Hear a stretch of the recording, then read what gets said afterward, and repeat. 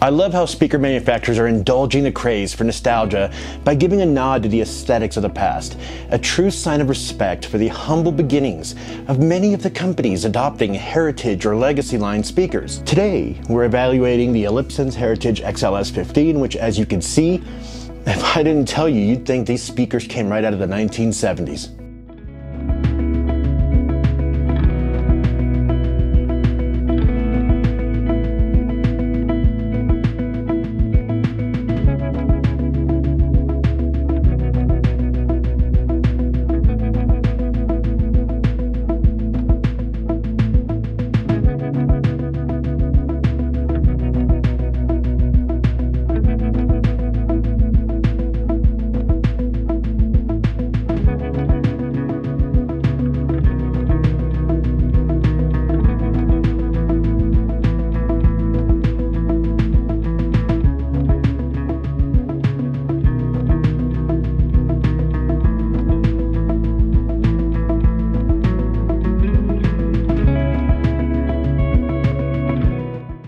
So for those of you wondering who Elipson is, they're a French brand that came to be in about 1938 and then actually became Elipson in 1951 with Joseph Leon at the helm of the project.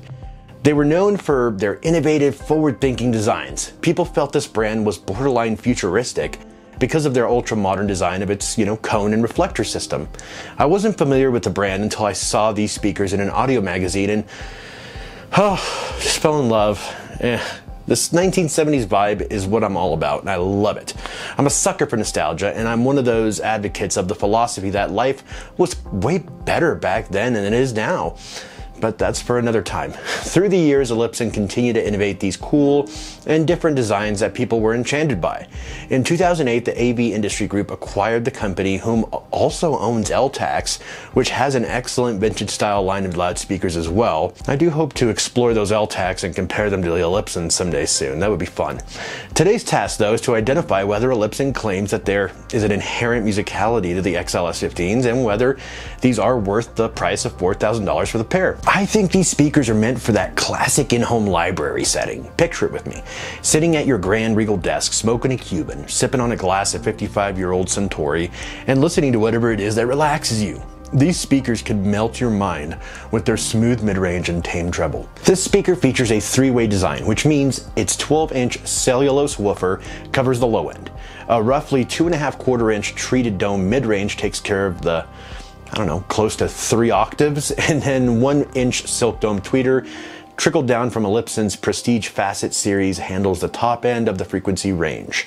They are fairly sensitive speakers, making them easy to power. At 92 decibels of sensitivity, I powered these with my 5-watt Amp Amp Mini, just to see if I could, and I did. Aside from the Amp Amp Mini, I also powered them with a Cambridge Audio EVO 150. The EVO 150 provided plenty of power to make these speakers really sing. Their size is a bit intimidating at around 62 pounds per speaker. However, the sound is mild, not aggressive like the Serwin Vegas of the 80s and 90s, which is what I actually had anticipated when I first saw them, a more full-range experience. I thought these were going to be bass-pumping juggernauts. Instead, they delivered a beautiful musicality and just a smooth and fun sound. They are a bit strong in the mid-bass range, so I am curious what my measurements will tell me on that. Their inherent musicality does coincide with Elipson's claims, though. So, they said they delivered. They do have an attenuator on the front of the speaker right above their huge bass port. This feature allows you to fine-tune the sound by 2 decibels for the mid-range and high frequencies. Attenuation is common practice with classic speakers, and the increasingly popular heritage lines that have emerged over the last several years have them as well. I do like the way they look. They command attention. On the back are a pair of 5-way binding posts. They kept it simple. Oh, and when I unboxed the speakers, it gave me 2 options: a flat wooden platform screwed on the bottom of the speaker, or a few pieces of wood that lifts the speaker just a bit to improve the sound. I chose to raise them, obviously. The wood veneer is also sleek and classy, and the magnetic grills are a nice touch to finish the experience, the visual experience at least. I wanted to go a step further and felt an REW measurement was needed to see where we were at with the frequencies. Here is what I discovered. The measurements were interesting on these speakers, however not completely surprising. As you can see, there is a huge spike in the 90 Hertz range, so this indicates that these speakers are incredibly mid-bass forward.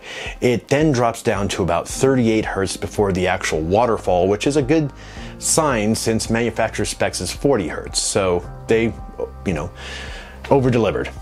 This was a near-field measurement, mind you, I performed.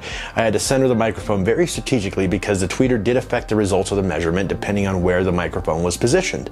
The mid-range and high-end look linear all the way through 20 kilohertz, so no issues there. I'm just a bit concerned about the 90 hertz spike because that can create some really aggressive mid-bass. However, perhaps with a little EQ, I can bring that down a bit. Overall, I feel they sounded much better than they actually measured. So what are people saying about these speakers? I mean, I know where I'm sitting with my evaluation, and I will share that with you in just a second, but let's go to the interwebs just for 1 second and see what the word on the street is. Okay, so a guy named Ed over at AV Forum said that modern speakers leverage cleverly designed baffles and waveguides to give an even and cohesive audio dispersion. Conversely, the Elipson produces a vast, utterly linear stereo image by the expedient of being enormous. I corrected his grammar just a tad, so that is a little bit fixed, but I couldn't help myself. So, however, he listed the speaker being vast as a con. I would politely disagree. I cannot stand overly directional speakers. The fact that the Elipsons have a huge wide soundstage is a huge plus for me. Let's see who else has an opinion we can work with. Okay. So, on audiokarma.org, a guy named Noah said, I've been lusting after the modern retro speakers like the L100, KLH Model 5, etc. since I learned they existed. I also had the Elipsons on my radar, and last week I came across an open box pair for 30% off, with free shipping to boot. How could I resist? I have been listening nonstop since I unboxed them about 3 hours ago. I'm powering them with a recapped Pioneer SX626, and the sound is great. Much bigger soundstage than the HPM 60s, which were my previous main speakers. The sound is similar, but the Elipson sounds smoother and a bit warmer. Overall, I am very pleased. Okay, so I can totally vibe with this sentiment. It looks like Noah was in the same boat I am in, where I have the thirst for vintage vibes and vintage sound. It's just a thing that we 80s kids want to hold on to for dear life because we grew up with this stuff. Don't get me wrong, new stuff is cool, but there is a reason vinyl and CDs have made a comeback, and speakers are adopting this vintage aesthetic. It's not by accident. People want to have a ceremony when they listen to music. Always remember, if it's too easy, then it loses its value. If everyone can have it, it loses its value.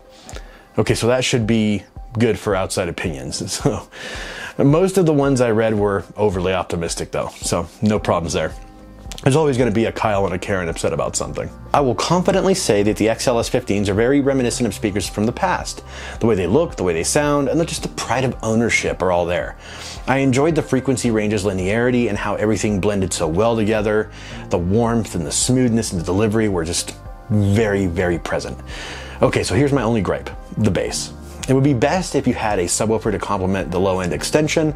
I wish these 12s would have hit the low 30s, maybe high 20s, but I see what Elipson was going for. They wanted to stay away from loud and boomy and focus more on precision, punch, and detail, and I think that is commendable, and they succeeded. Are they worth the $4,000 price tag though? Well, if you have the budget for a pair of speakers, you will probably own them for, the more significant part of 10 years. This is a good investment. They sound better than JBL's new L100 speakers, I could attest to that, and these will likely be collector's items at some point in the future, and the value of these speakers, if in good shape, could very well go bullish. And you could be sitting on the next big vintage find. 20, 30 years on the road. You could have the holy grail of speakers and not even know it yet. Drop a comment below and let me know what you think of the whole neo vintage vibe for loudspeakers. I'm curious what everybody thinks. You can also check out the KLH Model 5 review I did, which is one of my favorite speakers in its class. Thanks for watching, guys, and I'll see you next time.